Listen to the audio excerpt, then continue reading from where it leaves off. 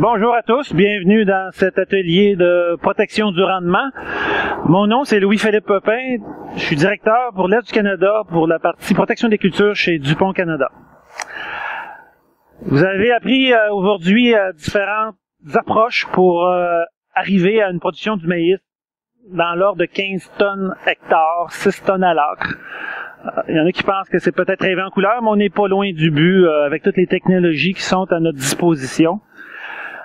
On investit beaucoup dans les technologies des semences. On investit beaucoup dans l'optimisation de la fertilisation pour aller chercher le potentiel que ces semences-là nous offrent. Puis à mesure qu'on pousse nos technologies puis qu'on pousse la production, il se crée des maillons faibles dans la chaîne de production.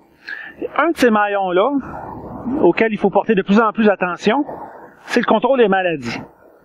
Le contrôle des maladies au Québec, c'est en croissance et on va voir pourquoi c'est important d'y porter attention. Premièrement, notre culture de maïs peut être affectée assez sévèrement par les maladies qui l'affectent. Fait qu'on va regarder les différents facteurs qui affectent ou qui impactent les maladies dans la culture du maïs. Le premier, c'est le plus important, c'est la pression de maladie comme telle. Quelle sorte d'historique de maladie qu'on a, quelle sorte de conditions environnementales on a pour que ces maladies-là puissent s'exprimer puis voler du rendement. Un deuxième critère qui est important au niveau des facteurs, c'est la susceptibilité des hybrides qu'on choisit. Les guides de semences ont des notations quant à la résistance relative des différents hybrides contre les différentes maladies. Alors, tant qu'à choisir un hybride performant, on en choisit un qui est plus résistant aux maladies. Et le dernier facteur qui impacte la culture par rapport aux maladies, c'est les rotations de culture ainsi que le travail du sol. Pour exprimer le propos, j'ai ici sur le tableau suivant 3 des plus importantes maladies qui vont affecter le maïs au Québec. On a la rouille du maïs, on a la pourriture grise et puis on a l'helminthosporiose, autrement aussi appelée la brûlure du nord du maïs. Ces maladies-là, selon les conditions de croissance, peuvent aller voler jusqu'à 30% du rendement du maïs, si les conditions sont propices à son développement. C'est quoi ces conditions-là? Dans le cas de la brûlure du nord du maïs, on parle de journées fraîches, nuageuses, au mois d'août, qui ferait que la rosée du matin resterait longtemps. Donc le feuillage est humide plus longtemps dans la journée, des conditions propices au développement de cette maladie-là. De quoi ça a l'air maintenant? Voici les symptômes typique de la maladie appelée la brûlure du nord du maïs sur le feuillage du maïs. On va remarquer une tache brune de forme ovale allongée qui va se développer sur le feuillage.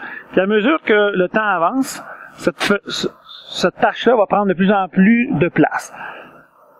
Si bien qu'à un moment donné, les tissus verts qui sont responsables de la photosynthèse et ultimement du rendement, les tissus verts disparaissent pour laisser la place à ces tissus ou à ces taches de la maladie. Avec le temps, la maladie se développe, si bien qu'on va observer dans le champ un dessèchement hâtif de la culture et finalement un plant qui a fini son cycle bien plus tôt que normal. À titre d'exemple, l'an passé, j'étais en Ontario. Puis je voyageais dans le sud de London. Et puis, je suis passé à côté d'un champ qui était complètement sèche. Je me suis dit, il y a eu un gel hâtif ici. Puis c'est pour ça que la culture est comme ça. Puis là, un peu plus tard, je me suis dit, non, il n'y a pas eu de gel hâtif ici. C'est d'autres choses qui ont causé ça. Alors, on est retourné sur le site.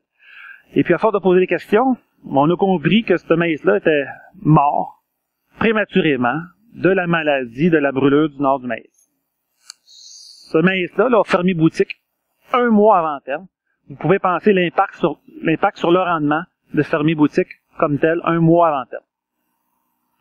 Maintenant, qu'est-ce qu'on peut faire pour gérer les maladies? Je vous ai parlé tantôt de la sélection d'hybrides. Il y a des hybrides qui sont plus ou moins résistants à certaines maladies. Ici, on a l'exemple de la réponse d'un maïs sensible aux maladies à un fongicide foliaire. La protection du rendement, dans ce cas-ci, ça a été de 23 boisseaux à l'heure. Ceux qui sont pas familiers avec ce système-là, 23 boisseaux, ça équivaut à plus qu'une demi-tonne à l'heure. C'est une protection de rendement significative. Si à l'instar de ça, on utilise une hybride qui est réputée résistant à cette maladie-là, ben la protection du rendement suite à l'application d'un fongicide est moindre. Puis c'est un peu pour ça, aujourd'hui, on entend des signaux qui sont variables quant à la réponse du maïs suite à une application de fongicide. Puis la réponse est simple. Pourquoi qu'on observe ça? Plus la variété est sensible, plus la protection du rendement va être importante. À 7 boisseaux à l'acre, c'est encore rentable de le faire, mais beaucoup moins que si on a 23 boisseaux. Ceci dit, est-ce qu'on va choisir un hybride qui est résistant aux maladies au détriment du potentiel de rendement? Ben non. On a des outils pour protéger le potentiel du rendement. Fait que, toutes choses étant égales, moi je choisirais un hybride à haut potentiel, sachant qu'on a des outils pour le protéger. Autre facteur qui est sous notre contrôle pour la gestion des maladies, en fait, il y a deux facteurs, c'est les rotations de culture ainsi que le travail du sol.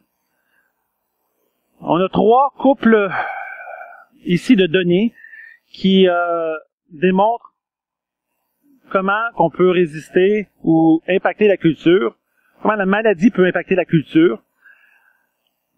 Donc, pour chaque couple de données, on a maïs sur maïs, ou, ici, dans l'autre ligne, maïs sur soya. Dans chacun des cas, on va voir que la maladie va avoir plus d'impact négatif sur le rendement quand c'est maïs sur maïs versus maïs sur soya. Puis si on y pense, pourquoi? Ben c'est simple. La maladie, elle va passer l'hiver sur les cotons qui restent en surface du sol. Et puis, l'inoculum est là l'année d'ensuite pour infecter la même culture. Tandis que si on passe au soya, le soya est sensible à des maladies, mais c'est pas les mêmes maladies. Alors on brise le cycle en changeant de culture. Fait que faire les rotations, ça a du bon. Maintenant, que ce soit maïs sur maïs ou maïs sur soya, on voit aussi que si on travaille le sol de façon conventionnelle versus faire un semi-direct, l'impact des maladies est moindre. Pourquoi? Même raison. En travaillant le sol, on enfouit les résidus, on enfouit l'inoculum, donc la pression de maladie pour l'année suivante. Alors, il y en a qui me diront, si je fais maïs sur maïs dans du semi-direct, je m'aide pas. Ben, au niveau de la gestion des maladies, non, tu t'aides pas. Le semi-direct a ses avantages, à certains égards, pas au niveau des maladies. Maintenant, on parle souvent du temps d'application d'un fongicide. Pour avoir du succès, il faut appliquer le fongicide dans la culture du maïs quand la maladie qui nous importe va se présenter. Dans le cas de la brûlure du nord du maïs, on parle plus tard au mois d'août, quand les croix sont sorties. C'est là que la maladie va se propager dans notre culture. Alors, le temps d'application idéal, c'est quand les croix sont sorties jusqu'au début du brunissement des soies. Ça nous donne une fenêtre d'application d'environ 3 semaines. Et le feuillage qui est en haut est complètement déployé. C'est ce feuillage-là qui capte le plus de soleil. C'est ce feuillage-là qu'on veut protéger contre les maladies parce que c'est lui qui produit le plus de rendement éventuellement. Maintenant, pour conclure, puis c'est mon dernier clair-place ici, on va parler des avantages de combattre les maladies. Puis pas seulement au niveau financier, mais il y a d'autres avantages.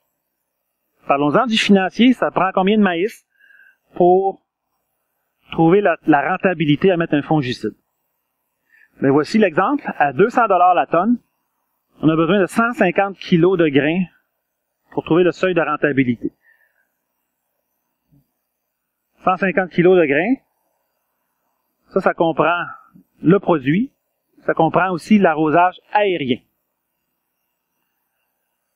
150 kg de grains, est-ce que c'est beaucoup par rapport au retour qu'on a habituellement avec l'application d'un fongicide?